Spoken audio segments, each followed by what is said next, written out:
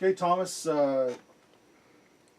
tell me about what brought Roger Patterson and Bob Gimlin down to Bluff Creek prior, what brought them down there in order to see this animal? Roger and Bob were basically looking for Sasquatch evidence in the Mount St. Helens region of Washington State at the time, and in late summer of 1967. They had been up there almost over 2 weeks.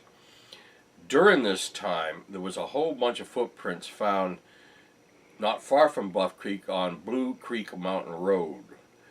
And John Green and Rennie DeHinden and a fellow named Moffat, who had a tracking dog called White Lady, went down there in a plane piloted by Keith Chigara to go examine these tracks. And there were tracks all over the place. There were hundreds of them. It's known as the Blue Creek Mountain tracks now. And this was late August, early September 1967. About 3 weeks before. About 3 weeks before. And when all this investigation was going on, John Green tried contacting Roger Patterson to tell him about the tracks because he knew Roger was looking for footprints to film. Because Roger at the time had an idea of a home movie documentary. Naively thought he could get a home movie documentary done on tracks or on the Bigfoot subject in general. Right. Of course, once he got the film of the creature, that idea went out the window that very moment. But what happened is Roger was not there. He was up in Washington with Bob Gimlin, and so John Green left the message with his wife, Patricia. Right. And as soon as Roger got home, she gave him the message, and Roger immediately contacted Bob Gimlin and said, they just found these tracks down in Northern California. We need to go down there and have a look. Gimlin had commitments because unlike Roger, Gimlin had a job. So he had to make arrangements before going down there again. Of course, it was Bob's truck, Bob's horses, Bob's gas, Bob's money.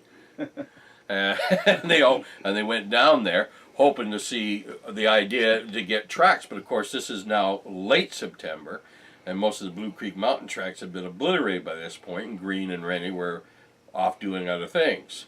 Don Abbott had left, everybody had left. So as the story goes, they ended up down in the Bluff Creek, right on the creek itself, and they had been in that area for over 2 weeks. And of course, on October 20th, 1967, they decided.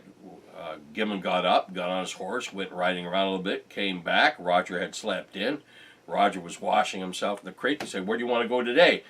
Roger said, "Let's go down that way," which is an area they had already been through twice.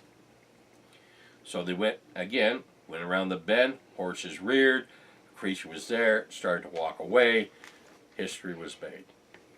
Show me those tracks. Well, Roger, the creature when it was filmed left a good line of footprints behind itself.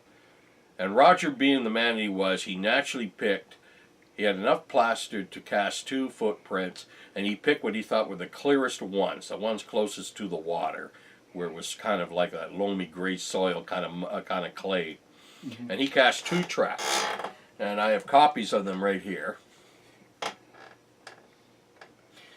And there was actually a second roll of film taken of the track line. You see one of these tracks actually in the ground when it was filmed. Right. So he only cast 2 of the prints. Mm-hmm. And of course, after this film happened, Roger and Bob had mailed the film off to Aldi Atlee to get processed. They all left the area and were back in Yakima at Aldi Atlee's home on Sunday, the following Sunday night, to view the film. Green, Rennie, and all them went up there. Monday, a man by the name of Aldi Atlee went and photographed a bunch of the tracks, and one of his picture that's known in the Bigfoot. Man by the name of who? Lyle Laverty. Correction, Lyle Laverty, not Aldi Atlee, that's his brother-in-law, went and photographed several of the tracks as they were in the ground. And one of the Laverty photographs is what we call the mid-tarsal break print, which is one of the best ones there is of a mid-tarsal break I have ever seen.